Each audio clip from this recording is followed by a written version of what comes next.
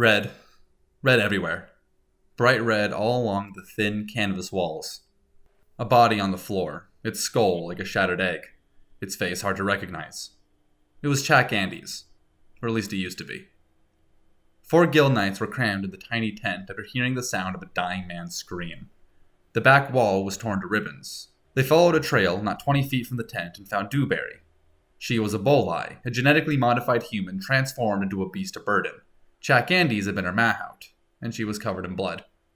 The guild knights surrounded her, guns drawn, but she didn't seem agitated. In fact, she was smiling.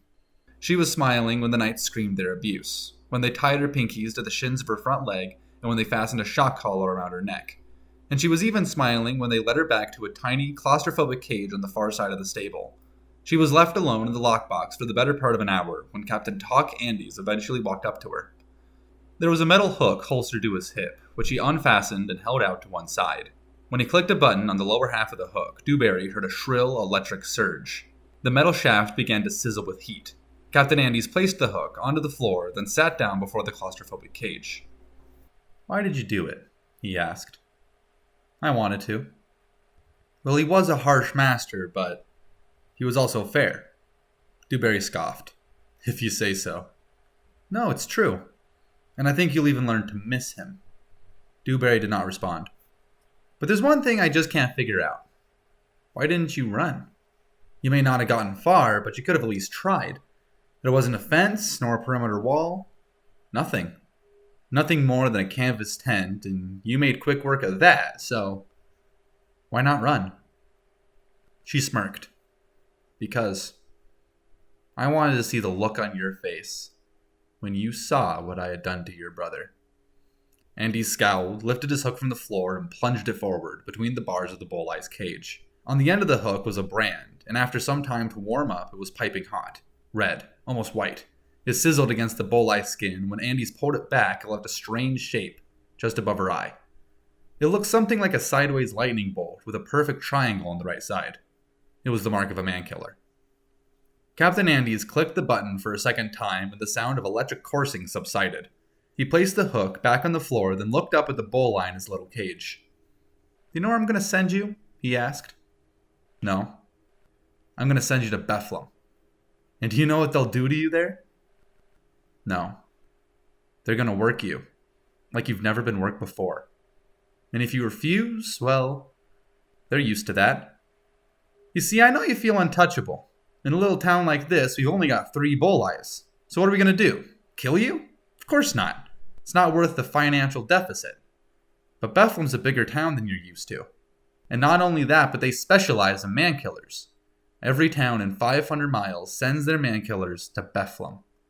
Not to mention they've got a team of trackers working day and night, trolling the desert, and rounding up all the runaways.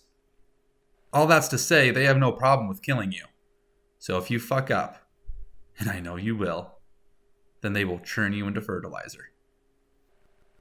The mark above her eye was not the first brand that Dewberry had been given, nor the second or even the third. The first was a blacked-out cross with 3 dots on one side. She was a baby when it was given to her, less than a year old. At the time, it was a colossal landmark compared to her tiny shoulder, but it did not grow at the same rate as the rest of her body, and now was her second smallest. The largest was burned into her back leg. It looked like an eye with a diamond in the center. It was Chac Andy's personal brand, and it was less than a week old. It was still healing. On the night that Dewberry killed him, Master Andes had smeared a handful of salt across the still healing wound. He kicked her in the stomach and spat in her face and swore he would hang her from the belfries. This wasn't the first time he had done that, but it was certainly the last. The events of this story took place in the galactic standard year of 9079, the year of Endurance's first real winter, the first time that snow had ever fallen on this desert planet. And needless to say, the infrastructure for such a thing had not been put into place. The main roads had all been frozen over. Only the back roads remained open, but they were just as treacherous, albeit for different reasons. But despite his better judgment, Captain Andes waited no longer than a single day to send his brother's killer to Bethlehem. She was tied down in the back of a trailer and drawn through the snow by a 4-seated truck. The men inside of this truck were armed with low-caliber rifles and short-range handguns. Only one of them had ever experienced an active battlefield. The other 3 were foxhole guards. The trailer's walls were blank and featureless, devoid of any windows and any light. but she was still connected to the outside world well enough to hear the countless angry townsmen as she was pulled across the village. They sneered and celebrated as the evil, man-killing Bolai was dragged out of their lives for good. She felt the trailer tip as they climbed out of the valley, and she felt it slide across a patch of ice before touching down in the back road. For a long time, she felt nothing but the bumps of an unpaved street, heard nothing but the screeching wheels of the overworked trailer. Until suddenly, after a few hours of steady progress, they stopped moving. For 5 long minutes, they sat completely still, as if frozen in time and space. The constantly shifting pitch of the truck's idle engine was the only proof of the passing seconds. This melodic, droning motor was eventually interrupted when Dewberry heard the sound of low-caliber gunshots, maybe 3 of them, followed by a long pause. A moment later, and from further away, she heard gunshots of a much more powerful sort, that of an elephant gun or an assault rifle. Maybe a dozen high-caliber guns from the other side of the desert, firing faster than anyone had time to think. The low-caliber shot back, but one by one they went silent. Maybe they had run out of bullets, but more likely the men behind their sights had been shot down dead. And just as the low calibers were getting cut short, the elephant guns grew louder, closer. The altercation lasted 45 seconds, maybe a little less. Everything was silent now, until she heard the sound of approaching footsteps. To no one's surprise, they came from the same direction as the elephant guns. They were slow, methodical. She heard the sound of someone shifting their weight in the snow, followed by a deafening bang. It wasn't an elephant gun. It was probably a close-range pistol, but even this was noticeably louder than the guns that the Terry guards had been shooting. Dewberry listened to a particular set of footsteps. They sounded closer than anyone else. She listened as they stepped up to the door of the trailer, and as they grabbed something from their holster. There was a metal click, followed by a high-pitched hiss. Suddenly, a red-orange dot appeared on the bottom corner of the door.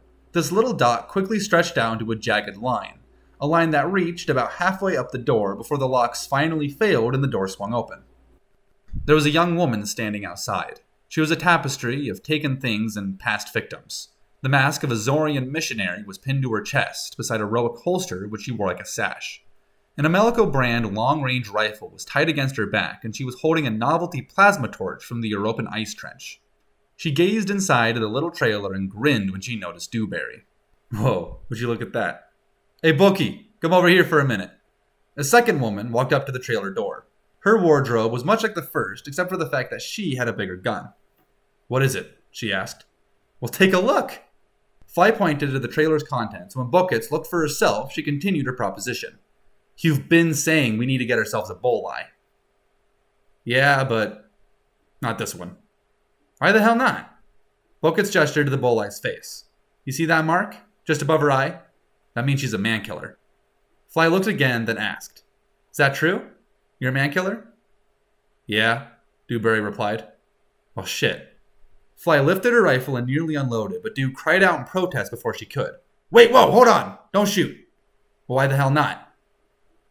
I know you can't use me, but maybe I could give you something.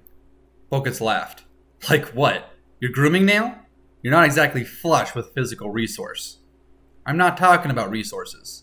I'm talking about information. What kind of information? You know where Wyrm Pass is, don't you? Of course we do. That's where this trailer came from, and we've been stalking it ever since it came out of the valley. Well, what if, instead of picking off their unlucky trailers, you could aim straight for the source, infiltrate the town directly, and take them for everything they've got? Can't. They've got foxholes hidden all over the place. If we poke our nose too close, they'd cut our ass down before we knew which way was up. Maybe. But then again, maybe not. Maybe I could tell you the exact location of every single foxhole. How?